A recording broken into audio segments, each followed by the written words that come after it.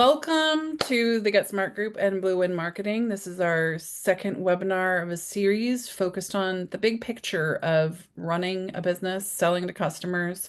We're pretty focused on the backyard recreation industry, but these concepts can really apply to any business, any manufacturer who is trying to reach consumers, who's trying to sell more product in this ever-changing world of technology, marketing, and the economy that we face.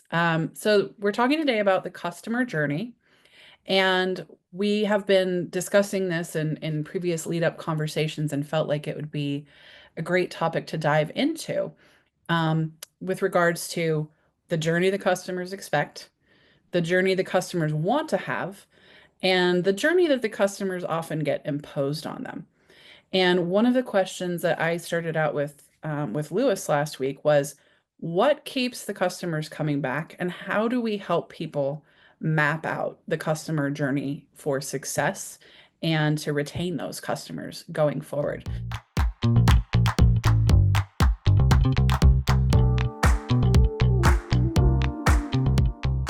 So, Lewis, you had a great response. You said step one of the customer journey is to map it out. yeah.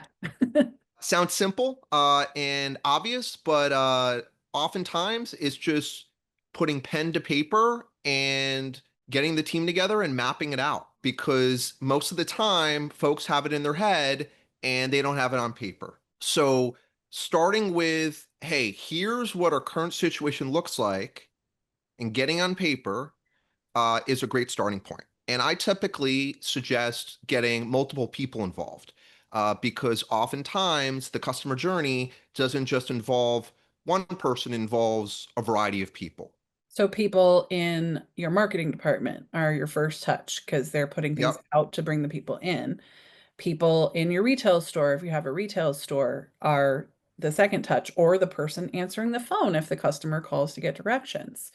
What other people, Scott, are we involving here in this conversation potentially? I'll get to that in a second. I want to pile on what Lewis is saying. And first off, every small business owner out there should read a book called E-Myth by Michael Gerber. Absolutely incredible book, talking about going from doing something to scaling a business and what that actually looks like, because a lot of times those processes are missed. And most small business owners realize not only are they good at doing the thing that they're selling, but they're also good at selling the thing that they do. And scaling that process is difficult. And to Lewis's point, that sales process and that onboarding process in the early days especially lives inside of the owner's head, and that's the only place it exists, because they did everything. They took the call, they did the bid, they went out to the job site, they quoted it, they drove the excavator, they drove the crane. All of the things involved in building a pool business, a lot of times it was one person doing that from start to finish. And as it moves on, it's a very different process. So in looking at who else are they going to talk to and what does that process look like, let's focus on pools for a second, because practically speaking, very few people in the world buy more than one pool in their lifetime, right? This is a one-time thing they're going to do in their life, and they're going to be evaluating what that process feels like with a number of different people. And if that onboarding process feels good, they're going to spend more and more time with you, and eventually they're just going to let everybody else go, and they're going to finish the process with you. And to give you an example of, and also not only do people only do this once in their lives, it's also very expensive. I mean, even if we're still talking about a standard fiberglass pool with 3 feet of concrete in the $50,000 to $60,000 range in some areas, most pools nowadays, especially custom pools, are well north of $100,000. So this is a lot of money. So who are they going to talk to, right? They're going to talk to the person who answers the phone. And that's not always a trained salesperson. That is sometimes someone who is busy and doesn't have time to deal with the minutia of someone who's ready to spend $100,000. Even though that sounds like a ridiculous statement, because if someone's ready to spend $100,000, you should be very, very cheery with them. And also, in the middle of the season, what does that process look like when the water care desk is 40 people deep? The retail checkout counter is 10 people deep for pool toys and floaties, and now there's someone who wants to get a pool. So by mapping it out down to that, literally, how do you answer the phone to how do you route that person to a salesperson, to how do you ensure the salesperson responds in a timely manner. All of those things need to be written down. And to Lewis's point of, it's just pen and paper, or pen and a whiteboard. Get everybody in the room and walk through it. And there are a lot of people that are going to be interacting within that process. One of the things we did a while back for a client in New York was we did a 3-minute video introduction for every single employee in the company, from frontline retail people through the designers who will design your backyard to the people who operated the machinery when they get to your backyard. And we would include those testimonials in the emails for, hey, we're going to be in your yard this week, remember? And these 3 people are going to be there. Here are their intro videos. And all of a sudden, when they get to the gate, when they knock on your front door, you already know who they are. And the entire process is that much more positive and more fluid. And that person's just going to have a great experience.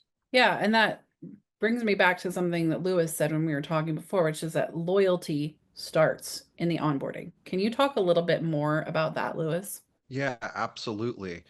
So the customer experience can make or break if a sale happens or not.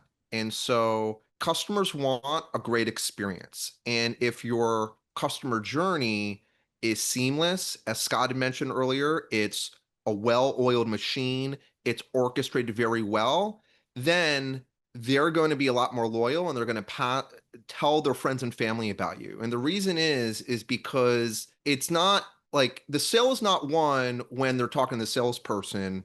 It's won from the beginning. And if the experience is fluid and seamless and congruent, which is not easy but simple, it'll build trust and it'll lead to people saying yes. Mm-hmm. So the customer doesn't feel like they're having to swim upstream against the current. They feel Exactly. like the flow has been mapped for them. They're following the steps that they're being given. They're Yep. checking the boxes for themselves, which also, as a salesperson, you're helping them overcome the objections they would have had by mapping it for them. And you're leading them to where you want them to go, which is write me a check and I'll build your pool. So the trust is built in them feeling secure that you're the guide for them in that process and in that journey that they're taking. In one of the classes I teach about the customer journey specifically, there's something, and I'm sure we'll get to this, but I'll bring it up now. There's a concept that HubSpot has developed really nicely. HubSpot is a CRM program. They call the sales flywheel instead of the sales funnel. And the sales flywheel imagines a circular pathway to getting customers. There's a traditional way of adding customers to the top of a funnel, and you qualify them, you move them forward, and out the bottom comes customers, right? A flywheel takes your customers and turns them into part of the customer and lead acquisition process. Mm. And if you think about for a second, the 5-star reviews you've left in your life, or the 5-star experiences you've had in your life, and the 1-star experiences you had in your life, you remember those things very vividly, the 5s and the 1s. How many 2, 3, and 4-star restaurants have you been to in your life that you won't even remember you were ever there? And one of the data points that I talk about is, in most cases, when it comes to a pool, over 80% of the selling has occurred before they ever contact you. Because if your neighbors, if you have a pool and your neighbors come over and they say, hey, we're thinking about getting a pool, who did you work with? If you were a 5-star company and you did a great job and the whole process was great, and to build that loyalty, they're going to remember your name. If you're a 1-star, they're also going to remember your name, but for the wrong reasons here, right? But if you're a 2, 3, or 4-star, they probably won't remember who you are. And say, I don't know, it was 10 years ago, we don't really remember who it is. Versus if you keep that top level experience from the beginning of the onboarding process to the entire thing and build that loyalty, that recommendation, oh, it was Bill's Pools down the road, they're going to take that recommendation as gold, and they're going to call Bill's Pools, and they are most likely going to work with Bill's Pools. Full stop. So creating that entire experience as part of the customer journey, it's great you did a good job, but do a good job every step of the way, from that first person who answers the phone to the last, handing over the keys moment. Mm-hmm. Yeah, go Lewis. I want to also mention one of the big benefits of a customer journey map is it gets everyone on the same page, literally. It creates alignment so everyone's speaking the same language. And that's really important because then the customer feels like the process itself is absolutely frictionless. And if that's the case, then they're more likely to move forward quicker and refer you to other people. Yeah, and having that satisfaction with the process from start to finish, but especially at the beginning and building that relationship is going to add to the customer lifetime value. So not just how many pool chemicals did they purchase from you for how many years, and did they purchase a pool vacuum? Did they purchase floaties from you and patio furniture and a hot tub and etc. But the referrals and the recommendations that they make to their network adds to that customer lifetime value. And there's a lot of value in that to be understood by everyone touching the customer from the very first day of the contact that's made. So, what are some recommendations? So, once we've sort of looked at the journey as a company, we sort of mapped out how we want it to go. How can we assure that our people that answer the phone are following that journey? How can we assure that the people who are selling the customer are following that journey? What are some steps people can take practically to do this for themselves? So there has to be the customer journey map front and center. If it's hidden, if it's invisible, it's going to be out of sight and people are going to forget about it. So the key is to make it prominent. And that helps reinforce that this is the way we do things, because it's too easy to go back to your old habits and old behaviors. Mhm. And with a customer journey map, it's changing behavior for the better. And then the second part is to not try to fix everything overnight. It's to focus on what are we going to improve this quarter? Because if you look at it quarter by quarter, then you're going to create the constraint of we can only really do 2 to 3 things every quarter. And what that does is it takes the overwhelm out because it's only 2 to 3 things. But I always suggest with what is the 2 or 3 biggest bottlenecks? Mm-hmm. Because then once you prioritize those, it then helps get, as Scott mentioned earlier, the flywheel spinning quicker. So ask yourself, what are the 2 to 3 things that are preventing the flywheel from spinning quicker? Mm. Focus on those for the quarter, and then assess at the end of the quarter, how did it go? And if you feel good about that, wonderful, identify another 2 to 3. Or if you feel like there's more room for improvement, continue focusing on that for the next quarter. Mm-hmm. And so we talked a little bit about some examples of things that could be the fly in the ointment, right? The bottlenecks. So one example is someone calls a three pool companies because they're trying to get information about a pool. There's a company that is a little complacent. They're comfortable. They've been in the market. They dominate the ads. And then there's a company that's lean and hungry. So who's going to get that lead is really determined by who calls you back first, who provides the best customer service when they do. And that is a very simple thing that you can have checklists, scripts, processes that your people that answer the phone follow every single time to ensure that the quality of that phone call is high for the leads that are coming in. And when someone fills out a form on your website, there's some pretty critical time frame there that's required for following up. What do you guys typically see that leads to success, and what do you see that leads to failure?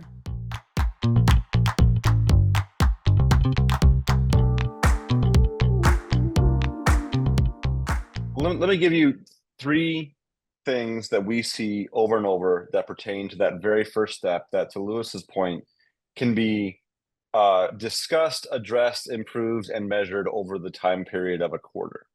So one of the tools that we use is called AirCall. And AirCall is a phone management system that has amazing stats. It turns all your computers into phones. It turns your cell phones into phones that are actually your office number and a bunch of other stuff. One of our clients in the Southeast, we found out they were just not answering half of their phone calls. Now, this is a 3-store hot tub, pools, all the things store, literally not answering. And then another further third of the call. And by the way, they had an auto attendant. So you called in and it would say, press 1 for this, 2 for this, 3 for this. And once the person pressed the button to get to a human, half those were not being answered. Then another third of callers were hanging up in the auto attendant within the first 10 seconds. And so, I mean, do the math. That is an insane number of people who want to give you money who aren't giving you money because you've made it too difficult to get in touch with them. So that little piece alone showed them, and we backed out the math, hire someone to answer the phone. Yes, go spend $40,000 a year just to answer the phone, because losing half of your potential lead revenue is way more than $40,000 in net potential profit, right? So first, of the 3 things, right? First, understand what your inbound phone call metrics look like. Who's answering the phone, and think about it. 2, have a script. Make a script that every single person answers the phone the same way every single time, and every single person in the business knows what the disposition of various questions are. I want to talk to somebody about buying something. Okay, I send them to this extension. I have a question about service. Okay, I send them to this extension. But also not just, hi, I'm inquiring about a new pool. One moment, don't do that. Oh, let me connect you with one of our salespeople. And if they're not available, I'll come back and I'll get your name and number and I'll have them call you as soon as possible. Right. So that's like, what does that process look like? Not just, yep, somebody else's problem now, I transferred them, it's off of me. Nope. Every single person is part of that process. And that is measurable, again, with a tool like AirCall or CallRail, where you can record the calls. You can have your weekly staff meeting and pull up every single inbound phone call from Monday and play the first 10 seconds of every single one. And, with over the course of a quarter, people are going to start answering the phone with that script and using it on a regular basis. And then the last measurable thing, and again, this requires a CRM or some sort of system, is speed to follow up. So one of the things that happened, I mean, it's happened to us for years. Ali and I have been in hundreds of pool and spa showrooms around the country over the last 16 years doing this and watching that process. And one of the things, and this isn't the case so much anymore, but it's still there in a modified form, and it'll make sense in a second, was, okay, person goes to your website, they fill out a contact form. What happens? And the owner of the business will say, oh, I get an email. Okay. Then what happens? Well, I usually forward it to a salesperson. Okay. How long does that take? Well, if it's on the weekend and I'm not in, it might take me a day or 2 to get it over to that salesperson. Or if it's after hours, I might not get it to them for 2 days because it gets buried in my email and I don't even see it's in there. Okay. Deep breath, right? Deep breath. Okay. And then what happens? Well, then the salesperson follows up with them. Well, how do you know? Well, we don't. They tell us they did. Well, how many times do they follow up with that person? So the follow-up piece is a whole other conversation as part of the customer journey. But that speed piece of lead comes in, either they call in, they fill out a form on your website, they come in off of Facebook, whatever. Who is following up with that person and how quickly? The first business to follow up is over 70% more likely to close that deal than anybody else. And it can be, even if none of your salespeople are available, it can be that aforementioned front desk person, right?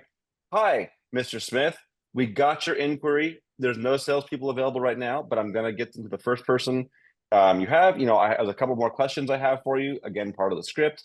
Get a little more detail. Hand that warm lead off to a salesperson. You're going to close that deal. So in that first process, that first contact of that customer journey is so critical. And those are 3 things that can be implemented, and we see not well done pretty often. What are some other bottlenecks, Lewis, in this process that you could think of?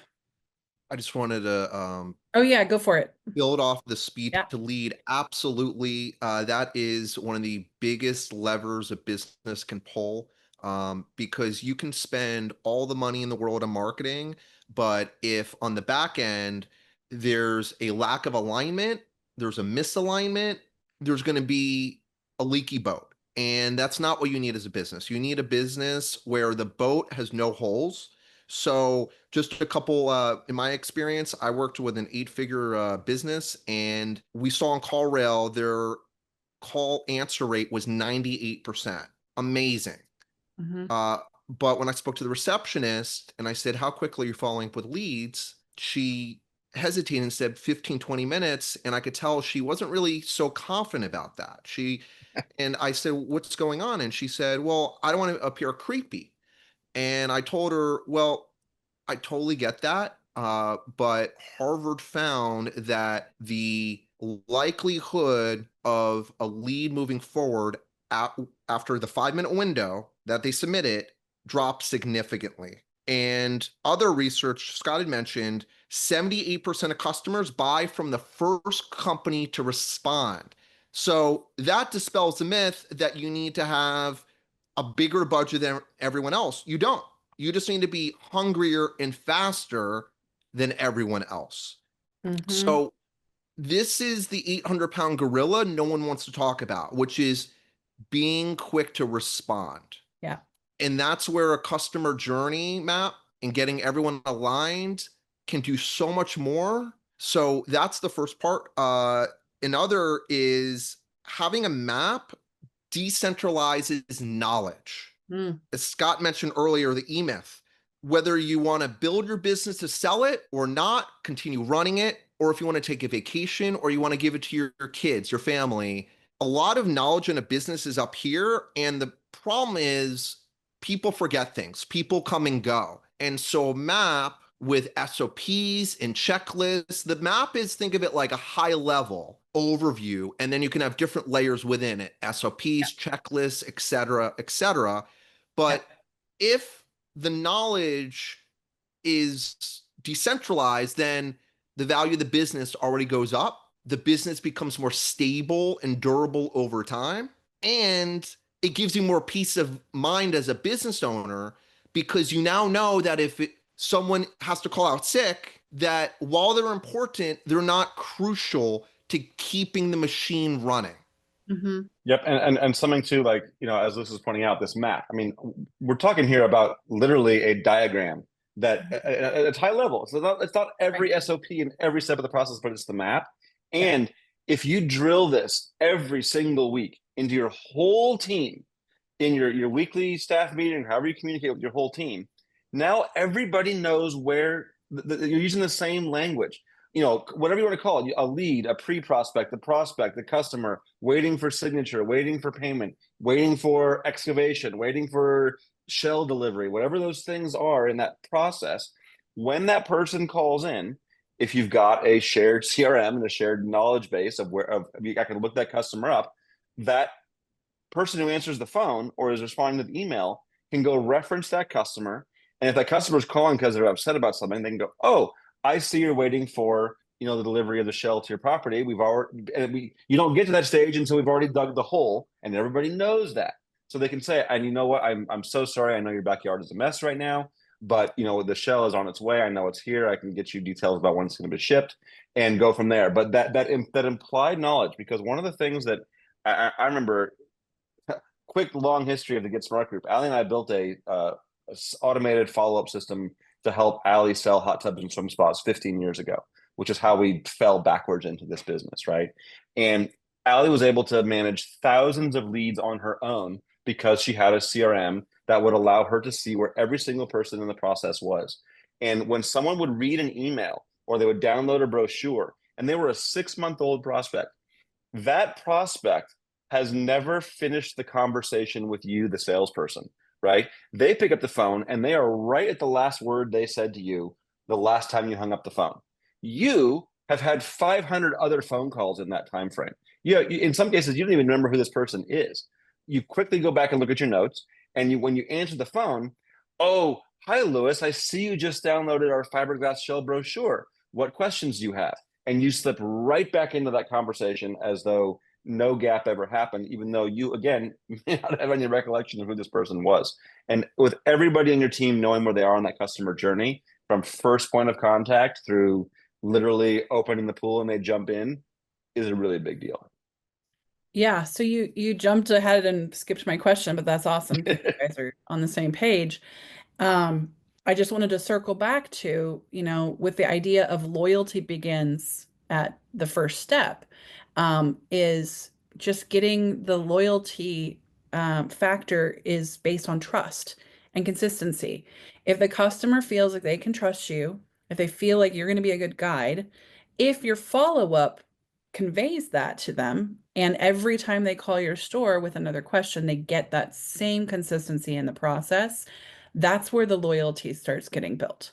So the CRM is the next part of that because it helps support the team and gets the communication available to everybody who touches them. So let's talk a little bit more about how the CRM can help you as a guide and help impact the customer's journey positively. Lewis, let's throw it over to you there. Give me your best thoughts on CRM and why you have to have one. Absolutely. So CRMs are a powerful tool to empower your sales team to close more deals. Mm. It gives you the insight you need to know what's working, what's not working, so that you can ultimately identify the bottlenecks and remove them so that you're spending less time on customers that aren't a good fit, that aren't going to close, and more time on the ones that you want more of. Mm-hmm. So without a CRM, it's just going to be very tough. The reality is a spreadsheet maybe can work if you're a very small business, but if you want to grow and have a good foundation in place, having a CRM is a must have. Oh, go How I ahead. look at it as a CRM is a CRM has to be aligned with the customer journey map, because if it uses the same language, then they're going to be a reflection of each other. A CRM is the tool to manage it, and then the map is a flow chart, a diagram that shows it. So they work very well together. And I recommend for most businesses to start with a simple, lightweight CRM so they can get started, because progress is better than perfection. Don't wait for HubSpot or something very complex where you need to hire a specialist, a consultant out of the gate. Start with something easy so that you can get familiar with it, train your team, and look at the CRM as an ally to help support you.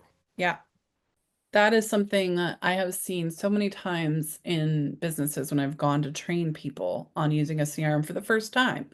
And often it's been a salesperson that's traditionally been on pen and paper. Well, you can't see my paper because of my background, but I have a pad of paper here. And they either were averse to technology because they felt like it would allow people to spy on them or see how many, phone calls they were making. And yes, we do want to see how many phone calls our salespeople are making. But it also was just something that was a little bit scary to them technologically because they haven't used one before. And so getting them to understand that it makes you a superhero. It doesn't take away from who you are, your relatability. It doesn't take anything away. It lets you be more of who you are consistently so that you can follow up with people and ensure the quality of their journey in the way you want to as a salesperson, and you will get more customers and you will keep those customers happier without even having to copy paste that email 70,000 times to every new lead who comes in.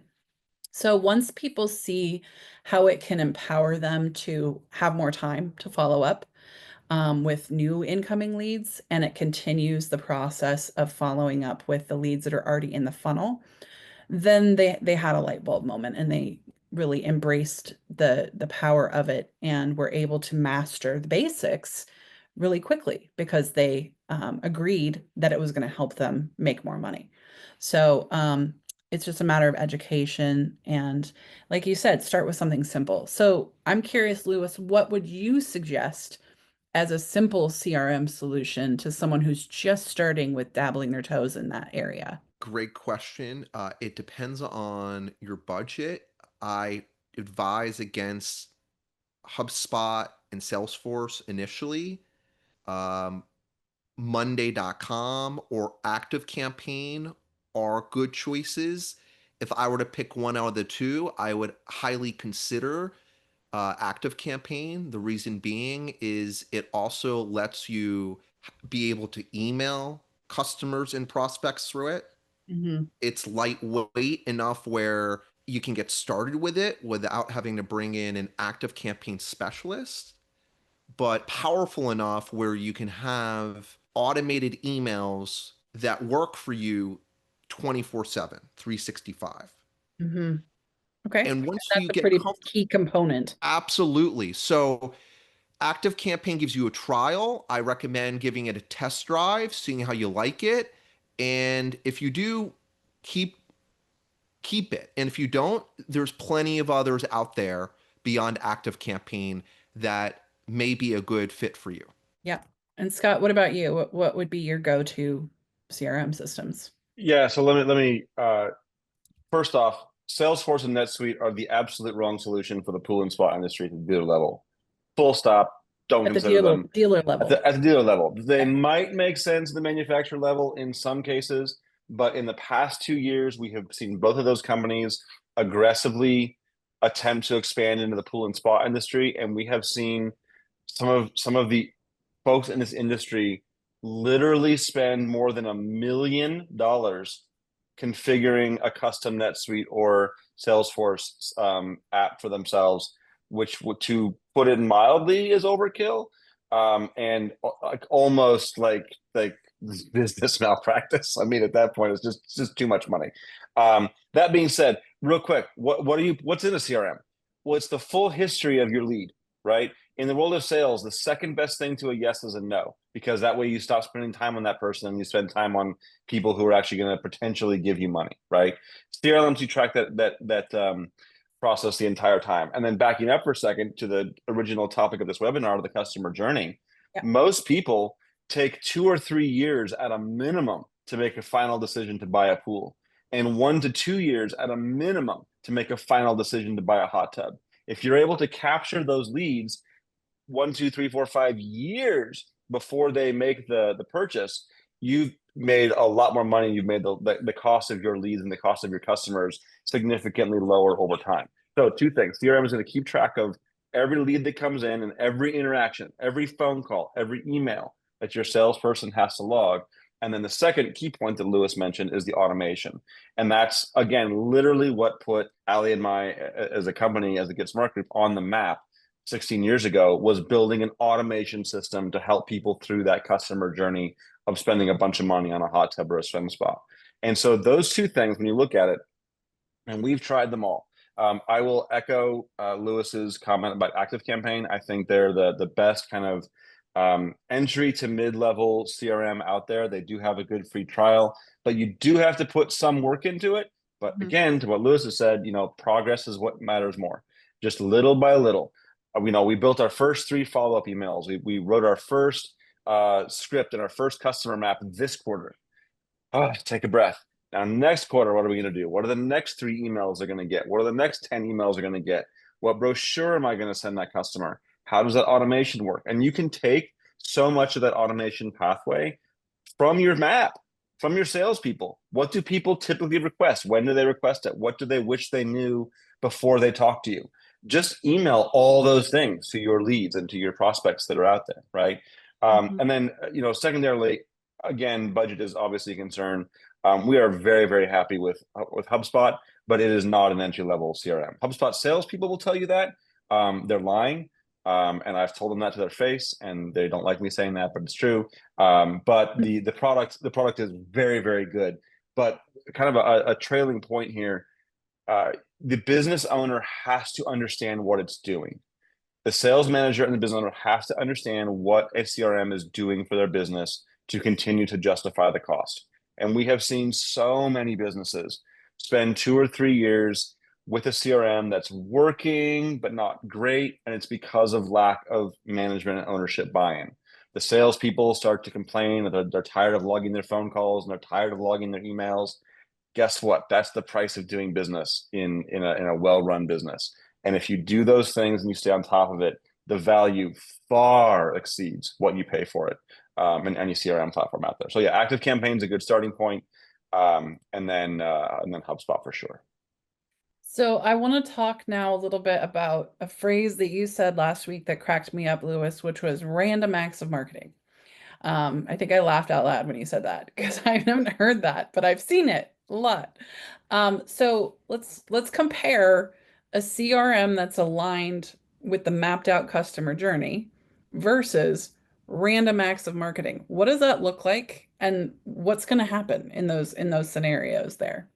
Yeah. So with random acts of marketing, it's really shooting by the hip, being a gunslinger, which sounds great, but it doesn't get you to where you want to be. Don't get me wrong, some of marketing involves intuition, but intuition without having a system in place, alignment, making decisions based upon data, it's not going to get you consistent results. Mm-hmm. So let's contrast random acts of marketing, which is kind of taking it day by day and starting campaigns and stopping them and not having a real intention, method behind it, with a CRM that is aligned with a customer journey map. The customer journey map is front and center. Everyone in the company uses CRM because that's the way we do things. What campaigns we're going to focus on every quarter is prioritized. Mm, We create constraints not to starve ourselves, but because constraints create focus. yeah. You called it whack-a-mole versus a systemic approach. And Yes. I like that because, you can be driving on the highway and decide to like suddenly I'm going to put my ad on a billboard. And yet if you don't know what you're going to put on that billboard that's actually going to resonate with people and resonate with the brand that you have and resonate with the products you're trying to sell, the way you're trying to sell them, it's a waste of money. Yeah, sure, your logo might be on there and there might be a picture of a pool or a hot tub or whatever you're selling, but if you haven't thought about what part of the journey that billboard plays in your marketing, it won't resonate the way it needs to. So, Right. um, You've got you to be know, able to measure all this stuff at every yeah, step of the way. yeah, And, there's the old line of, it took me 10 years of hard work to become an overnight success, right? Is that when you take that approach, a lot of times you don't know what piece did it, what was the last thing, but that, you know, past footprint, that past effort goes a long way into making a business successful in the long term. But when it comes to that whack-a-mole approach to marketing, again, it's something we see all the time. Well, this isn't working. Switch, try this offer instead. It's mhm, been like 2 days, man. Like less than 2% of your audience haven't even seen this offer. So we have no way to know if it's going to run as far as the marketing effort goes. Another thing that doesn't get talked enough about is that 95% of your potential customers aren't ready to buy. Scott mentioned earlier about the 1 to 2 to 3, even maybe 4 year cycle. There's something called the 95-5 rule. Marketing scientists discovered that only 5% of potential buyers are ready now. So, what does that mean?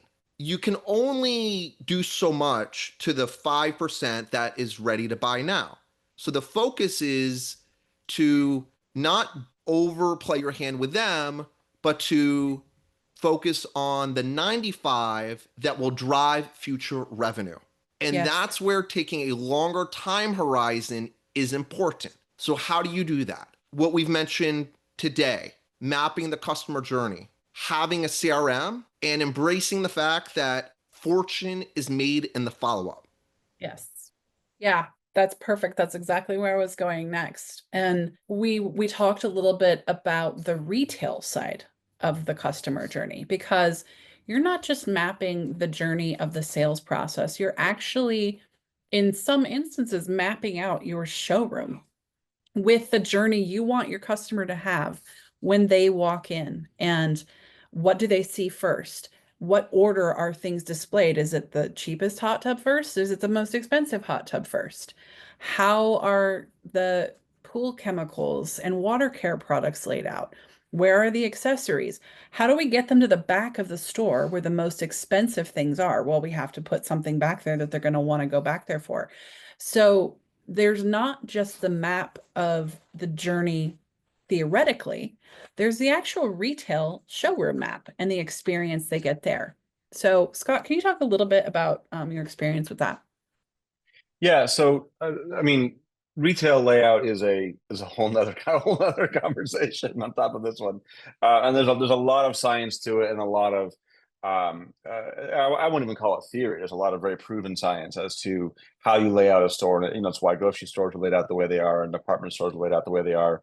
They want you to, for the easy stuff you're going after. It's why the produce and the meat and the dairy is in the back of Costco, right? Because that's what most people are coming in for, but they want you to see everything else as you go through the store.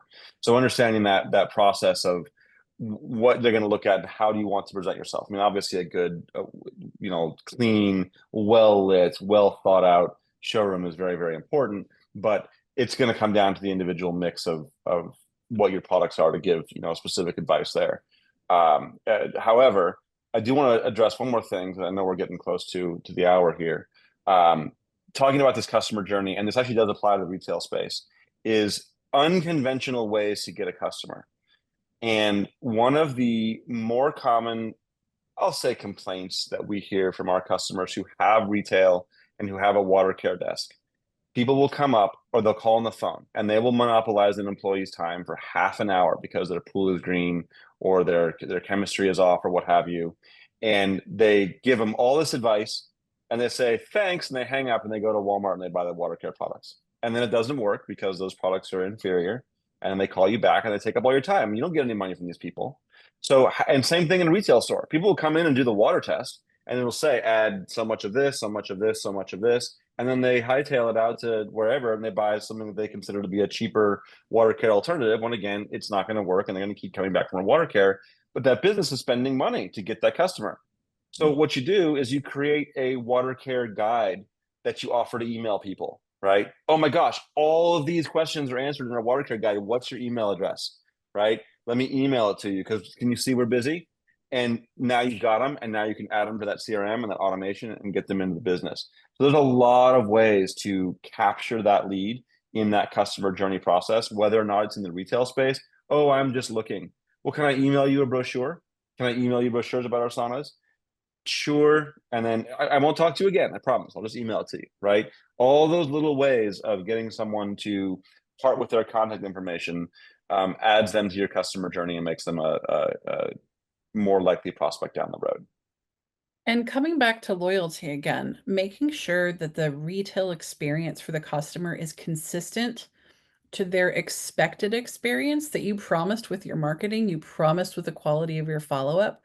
When they walk into your store after they've had great conversations and you've been really prompt, and they find a sticky floor, burned out lights, dusty shelves, cobwebs on pool supplies, et cetera, that is not going to give them a warm, tingly feeling about working with you to install a pool in their backyard because that speaks to something going on that is inconsistent and it's jarring for them.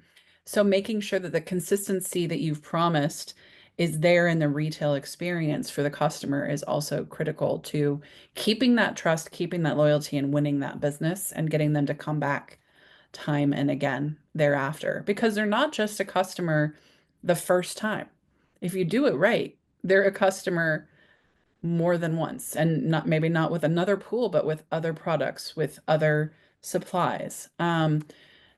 Let's touch very briefly on the customer journey after they've purchased, Lewis, because you had some great examples of what it could look like after the purchase is made and how a CRM can continue to build value in that customer thereafter. Yeah. So one example that comes to mind is an anniversary email. So let's say they get their pool completely finished and it's ready on July 1st, just in time for Independence Day. Hmm. A quick, easy thing to add is an anniversary email every July 1st. that they get, reminding them of that. And what that does is it's a small thing, but it triggers a positive memory. Mm, And that in itself, you set it up once and it works forever. And that can mean the difference between no referrals from that person and them sending you several over many years. yeah, that's a great example. And ask for reviews. Ask for pictures. How's the backyard looking now? Are those plants grown out?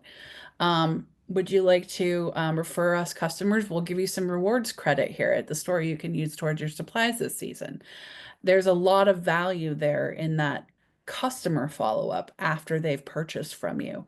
That if you're not using a CRM to keep track of when that person became a customer, you're going to miss out on the opportunities to upsell, cross-sell, get those referrals, get those reviews, and you're going to have to do everything manually. And it's a lot harder, and the value of that customer is going to decrease over time.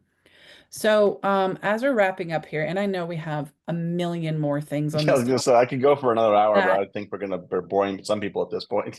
yeah, but we'll come back to this series, and maybe what we'll do is we'll ask people to submit their questions, and then we'll address the specific questions they have about the customer journey, and we'll touch on some more aspects of that we didn't get to today. But the most important takeaway that you think people should be aware of for how to or why they should have their customer journey mapped out. Lewis, go. I would recommend getting a first draft out, whether it's on paper, a whiteboard, wherever, because seeing it on paper is progress. It gives you something tangible to work with. Mm-hmm. So just get started and then continue to refine it and work on it as often as you can. That's the biggest takeaway I would leave you with is that. About you, Scott? Um, when it comes to that's great on the overall customer map piece. I want to slice this down a little bit further into the automation piece of follow up. When we first create the automation follow up campaign, and automation for the most part means email, email, email, email, salesperson phone call, email, email, salesperson phone call. Is what does that path look like? That's going to fire off an email to a customer, to a lead or a prospect automatically to keep them engaged, right? We always start with what we call the zero reply assumption.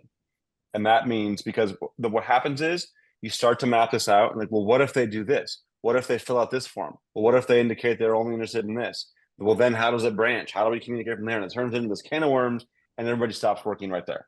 So start with the zero reply assumption because in most businesses, that is most of the leads that come into your business out of the gate. It's people who never reply. They wanted information, they got it, and now they're thinking about it, they're discussing it, what have you. You're never going to know what's going on behind that curtain. So what would you send somebody if you knew they wanted a pool? You knew it, but they never called you back and they never replied to your email. What would you keep sending them? And now this can be a little depressing at first as a salesperson. You're like, well, why would I do that? Because they're never going to call me back. They will eventually, I promise. But if you don't start with that baseline, you'll never get to the, okay, they replied, okay, they've come in for a visit, okay, we've been to their site. You'll never get to those next pieces until you map out that baseline response. And eventually they'll come around. But the beauty is, if that one lead doesn't, and the second lead doesn't, and the third lead doesn't, every lead from that point forward will get that same process of emails. And you only have to do it once, and you've leveraged your time 100, 1,000, 10,000 times. So it can be painful at first, but it's worth it because you don't have to do it again until you update your product line. But it's a big deal from leveraging your time perspective. Yeah. And I just want to talk a little bit about, for me, one of the biggest takeaways is an understanding that as a business owner, you have to do the work internally yourself first in order to be able to map the journey that you want your customer to have. You have to have the processes, you have to have the SOPs, you have to have an understanding of what your staff is capable of delivering. and put those resources in place and the training your team needs to even be able to achieve the journey that you want to create for your customers. So it starts at the top, and you need those for yourself for all of your business practices before you can really deliver what you want to deliver.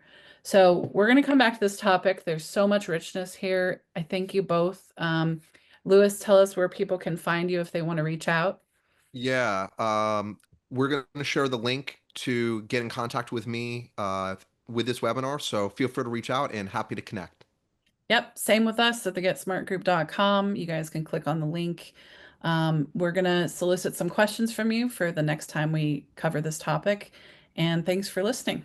Have a great day. Take care. Bye.